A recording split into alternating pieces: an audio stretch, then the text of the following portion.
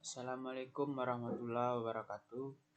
Nama saya Muhammad Ridwan Lari dengan NIM 20087301. Saya akan menyampaikan materi 2-7. 2. Ruang lingkup ilmu melatih. 1. Definisi pelatihan. Training sebagai proses yang sistematis dari berlatih atau bekerja yang dilakukan secara berulang-ulang dengan kian hari kian menambah jumlah beban latihan atau pekerjaan. Routing 1972 pelatihan adalah semua upaya yang mengakibatkan terjadinya peningkatan kemampuan dalam pertandingan olahraga. Jadi latihan adalah suatu proses berlatih yang berencana menurut jadwal, menurut pola dan sistem tertentu, metodis dari mudah ke sukar, teratur dari sederhana yang lebih kompleks yang dilakukan secara berulang-ulang, dan yang kian hari jumlah beban latihan kian bertambah.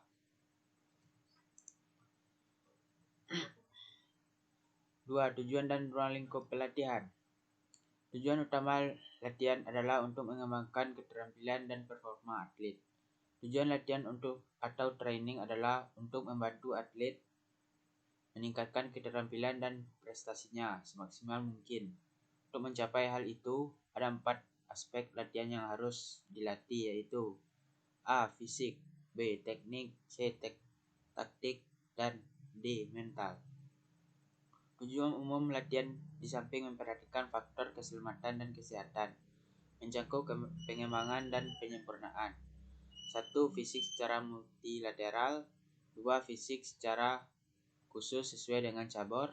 3. Teknik caburnya. 4. Teknik atau strategi yang dibutuhkan. 5. Kualitas kesiapan bertanding. 6. Persiapan optimal olahraga beregu. 7. Keadaan kesehatan atlet. 8. Pengetahuan atlet. 3. Landasan sistem pembinaan olahraga. 1. Pendidikan jasmani dan organisasi olahraga nasional yang di dalamnya mencakup program pendidikan di sekolah, rekreasi dan klub-klub olahraga, dan tekstur organisasi dalam pemerintahan. 2. Sistem latihan olahraga. 4. Komponen-komponen sistem latihan. Komponen yang langsung mempengaruhi sistem latihan diantaranya pelaksanaan latihan, penilaian. Komponen tidak langsung atau pendukung diantaranya administrasi, kondisi ekonomi, dan profesionalisme, serta gaya hidup masyarakat.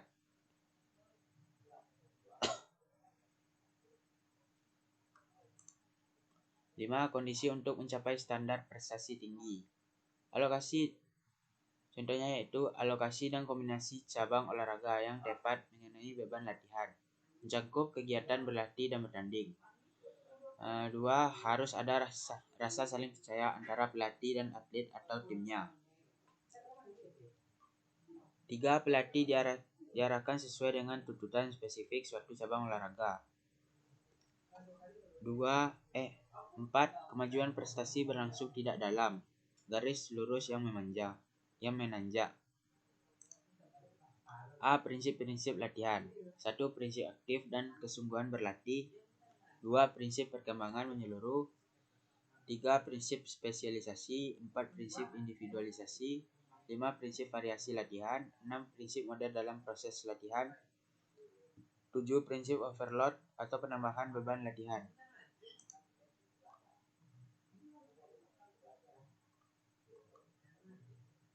1. Pengertian latihan. Latihan adalah suatu proses berlatih yang berencana menurut jadwal, menurut pola dan sistem tertentu. Metodis dari mudah ke sukar, teratur dari sederhana ke yang lebih kompleks yang dilakukan secara berulang-ulang, dan yang kian hari jumlah beban latihan kian bertambah. 2. Tujuan latihan. 1. Olahraga prestasi. Tujuan latihan adalah untuk meningkatkan prestasi semaksimal mungkin. 2. Olahraga rekreasi. Tujuan latihannya adalah pengisian waktu luang. 3. Olahraga kesehatan. Untuk latihannya adalah meningkatkan atau memelihara derajat sehat statis ataupun sehat dinamis. 4. Olahraga pendidikan. Tujuan latihannya adalah disesuaikan dengan tujuan kurikulum. Prinsip-prinsip latihan. 1. Lama latihan volume 2. Volume latihan. 3. Intensitas latihan. 4. Kualitas latihan. 5. Beban lebih atau overload. 6. Perkembangan menyeluruh atau multilateral. 7. Spesialisasi. 8. Individualisasi.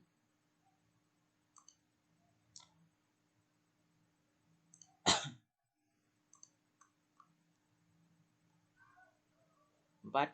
Lama latihan. Lama latihan adalah jumlah waktu yang dipakai untuk latihan. Misalnya kita latihan dari jam 14.00 sampai jam 17.00. Berarti lama latihan adalah 3 jam. Yang harus diperhatikan as bad Peter's script into the performance that particular practice must stop. Dalam kurung Thomas 1970.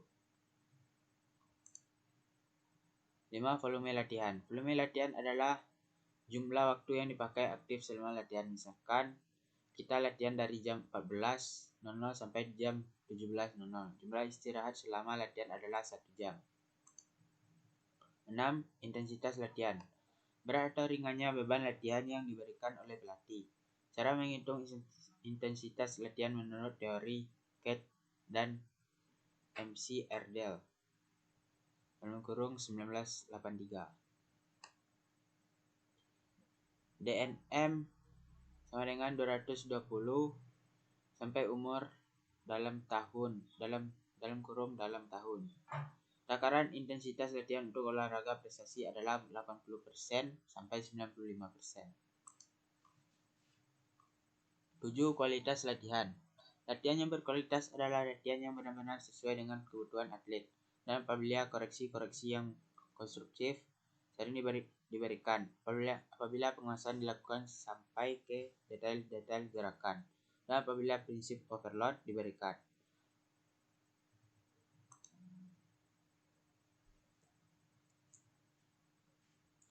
8. Beban lebih atau overload. Latihan yang diberikan haruslah lebih berat dari kemampuan yang dimiliki oleh atlet tersebut. Arsono 1988 mengatakan beberapa lama pun kita berlatih, betapa sering pun kita berlatih, atau sampai bagaimana capek pun kita mengulang-ulang latihan tersebut, kalau tidak menerapkan prinsip beban lebih maka peningkatan prestasi tidak akan dapat dicapai. 9. Perkembangan menyeluruh atau multilateral. Meskipun seseorang pada akhirnya mempunyai satu spesialisasi keterampilan, sebaiknya pada permulaan berlatih dia dilibatkan dalam berbagai aspek kegiatan. Hal ini dilakukan agar kelak pada masa spesialisasi mempunyai dasar-dasar yang kokoh. 10. Spesialisasi. Spesialisasi berarti mencurahkan segala kemampuan baik fisik maupun psikis pada satu cabang tertentu. 11. Individualisme. Tidak ada dua orang yang rupanya persis sama, dan tidak ada pula dua orang yang secara fisiologis dan psikologis persis sama. Kemampuan usaha atlet ditentukan oleh usaha biologis dan kronologis atlet. 2. Pengalaman dalam melakukan olahraga. 3. Kemampuan kerja dan prestasi individu. 4. Status kesehatan. 5. Kegiatan di luar latihan. Materi yang ketiga menjelaskan training, exercise, dan drill. Exercise dan drill dan training. Menurut The Oxford Dictionary of Sport Science and Medicine dalam kurung 1994 156 sampai 456 bahwa exercise adalah aktivitas fisik yang melibatkan penggunaan kelompok otot besar daripada kelompok otot yang sangat khusus. Secara relatif gerakan-gerakan tanpa beban dari kelompok-kelompok otot kecil. Sedangkan training adalah sebuah program latihan yang dirancang untuk membantu belajar keterampilan, untuk memperbaiki kebugaran fisik dan dengan cara demikian dapat menyiapkan atlet khususnya pada kompetisi atau kejuaraan. Kata exercise bisa berarti sebuah aksi atau praktek, beberapa aktivitas yang dirancang untuk mengembangkan keterampilan atau kemampuan latihan fisik. Drill merupakan suatu cara mengajar dengan memberikan latihan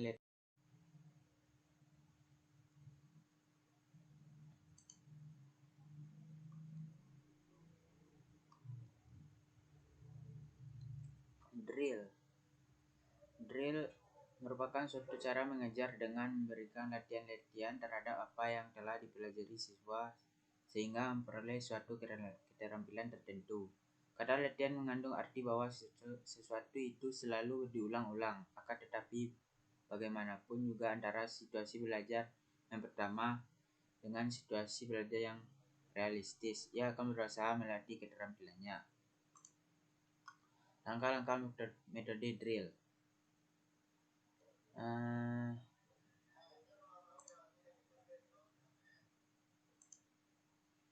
Menjelaskan maksud dan tujuan latihan terbimbing pada siswa. 2. Guru harus lebih menekankan pada diagnosa karena latihan permulaan belum bisa mengharapkan siswa mendapatkan keterampilan yang sempurna. Mengadakan latihan terbimbing sehingga timbul respons siswa yang berbeda-beda untuk meningkatkan keterampilan dan penyempurnaan kecakapan siswa. Memberikan waktu untuk mengadakan latihan yang singkat agar tidak meletihkan dan membosankan, dan guru perlu memperhatikan respons siswa. 2. Meneliti hambatan atau kesukaran yang dialami siswa. Guru dan siswa perlu memikirkan dan mengutamakan proses-proses yang pokok dan tidak banyak terlibat pada hal-hal yang tidak diperlukan. Guru perlu memperhatikan perbedaan individual siswa. Kelebihan dan kekurangan pembelajaran latihan drill. Kelebihan, pengertian siswa lebih luas mengenai latihan berulang-ulang. Siswa siap menggunakan keterampilannya karena sudah dibiasakan. Kelemahan, siswa cenderung belajar secara mekanis, dapat menyebabkan kebosanan, mematikan kreasi siswa, menimbulkan verbalisme. Penerapan pembelajaran latihan drill. Dalam pengimplementasinya, drill wajar digunakan untuk kecakapan motoris, misalnya menggunakan alat-alat musik olahraga, menari, perkembangan, dan sebagainya. Kecakapan mental, misalnya menghafal, menjumlah, menggalikan, membagi, dan sebagainya. Syarat penggunaan metode drill. Masa latihan harus menarik dan menyenangkan. Agar hasil latihan memuaskan, minat intrinsik diperlukan. Tiap-tiap langkah kemajuan yang dicapai harus jelas. Prinsip dan petunjuk menggunakan metode drill. Siswa harus diberi pengertian yang mendalam sebelum diadakan latihan tertentu. Latihan untuk pertama kalinya hendaknya bersikap diagnostik. Pada taraf pemula jangan diharapkan reproduksi yang sempurna. Dalam percobaan kembali harus diteliti kesulitan yang timbul. Tujuan penggunaan metode drill: memiliki kemampuan motoris atau gerak seperti menghafal kata-kata, menulis, mempergunakan alat, mengembangkan kecakapan intelek seperti mengalihkan, membagi, menjumlahkan. 4. Materi keempat yaitu menjelaskan prestasi olahraga. Prestasi olahraga merupakan hasil yang dapat dicapai atlet dan olahraga. Prestasi merupakan jenis-jenis olahraga yang dilakukan oleh olahragawan atau atlet.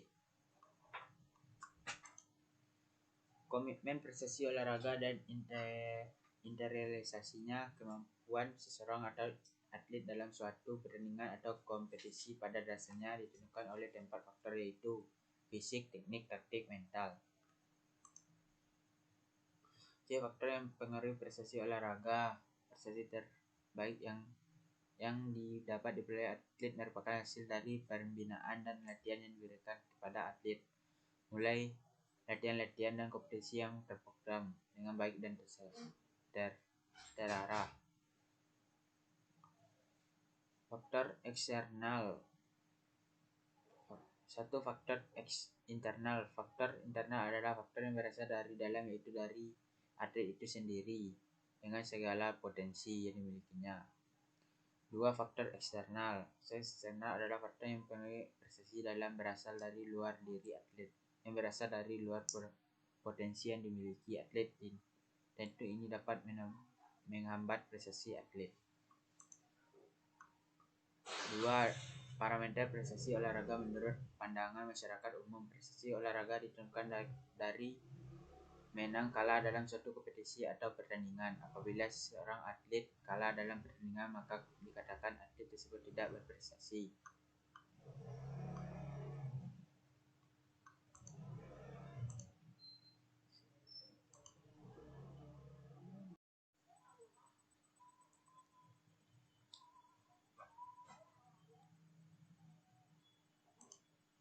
Materi yang kelima adalah menjelaskan prinsip-prinsip training. Prinsip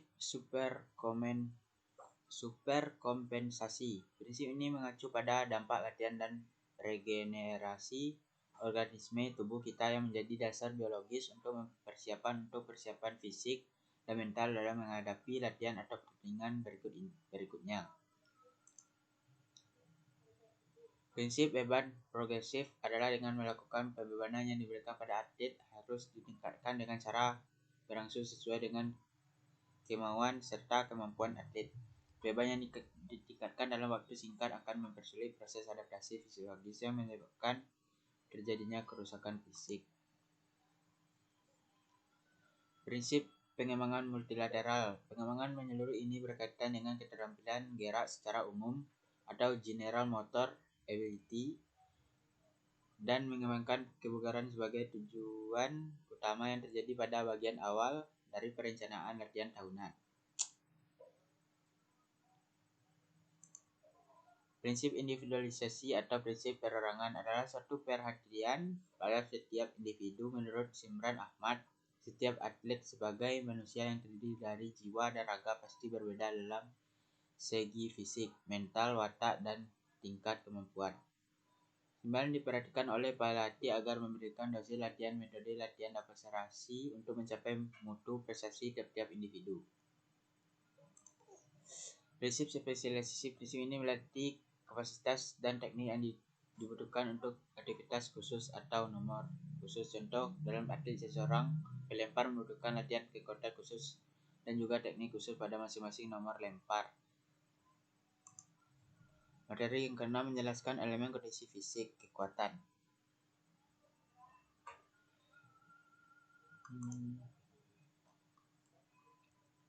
Kekuatan atau strength. Kekuatan adalah kemampuan dalam mempergunakan otot untuk menerima bebas waktu bekerja.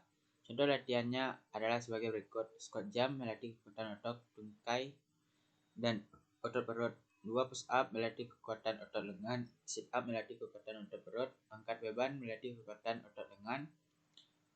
5 back up melatih kekuatan otot perut. Depth atau daya tahan. Daya tahan adalah kemampuan seseorang dalam mempergunakan sistem jantung, paru-paru, dan peredaran darahnya secara efektif dan efisien untuk menjalankan kerja secara terus-menerus. Contoh latihan untuk daya tahan yaitu 1 lari 2,4 km, 2 lari 12 menit, 3 lari multi-stage, 4 angkat beban dengan berat yang ringan namun dengan repetisi dan set yang banyak, 5 lari naik turun bukit. Kecepatan merupakan kemampuan seseorang untuk mengerjakan gerakan berkesinambungan dalam bentuk yang sama dengan waktu sesingkat-singkatnya. Kecepatan dalam hal ini lebih mengarah pada kecepatan otot tungkai dalam bekerja. Contoh latihannya adalah 1 lari cepat 50 meter, 2 lari cepat 100 meter, 3 lari cepat 200 meter. Faktor-faktor yang mempengaruhi kekuatan. Baik tidaknya kekuatan otot seseorang dipengaruhi oleh beberapa faktor. Menurut Suwarno, faktor-faktor penentu kekuatan seseorang terdiri dari 1. Besar kecilnya potongan melintang otot potongan morfologis yang tergantung dari proses hipertrofi otot. 2. Jumlah fibril otot yang turut bekerja dalam melawan beban. 3. Tergantung besar kecilnya rangka tubuh. 4. Inervasi otot baik pusat maupun perifer. 5. Keadaan zat kimia dalam otot glikogen. 6. Keadaan tonus otot saat istirahat. 7. Umur dan jenis kelamin juga menentukan baik dan tidaknya kekuatan otot. Jenis olahraga latihan kekuatan fisik: push up, sit up, plank, squat sit up, pull up, lari Cooper, shuttle run. Kekuatan. 8 jenis kekuatan menurut Bomba. 1 kekuatan umum, 2 kekuatan khusus, 3 kekuatan maksimal, 4 daya tahan otot, 5 daya ledak, 6 kekuatan kapsul, 7 kekuatan relatif, 8 cadangan kekuatan.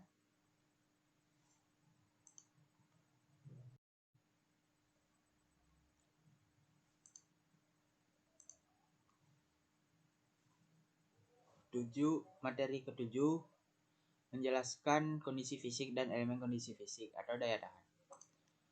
Kondisi fisik adalah kapasitas seseorang untuk melakukan kerja fisik dengan kemampuan bertingkat. Kondisi fisik dapat diukur secara kuantitatif dan kualitatif. Fisik berarti mengembangkan dan meningkatkan kemampuan fisik atau physical abilities atlet. Yang dimaksud dengan daya tahan sendiri adalah kesanggupan dan kemampuan untuk melakukan pekerjaan atau aktivitas tanpa mengalami kelelahan yang berarti atau berlebihan. Faktor-faktor yang mempengaruhi daya tahan: 1 faktor genetik, 2 umur, 3 jenis kelamin, 4 latihan fisik. 12 bentuk latihan daya tahan yang diperlukan: 1 lari yoga, 2 yoga, 3 renang, 4 senam, 5 skipping atau jumping, 6 bersepeda, 7 istirahat, 8 long slow distance run, 9 berjalan, 10 berlari di tangga, 11 angkat beban, 12 sirkuit training. 4 latihan daya tahan. A bersepeda, B yoga, C aerobik, D stretching break.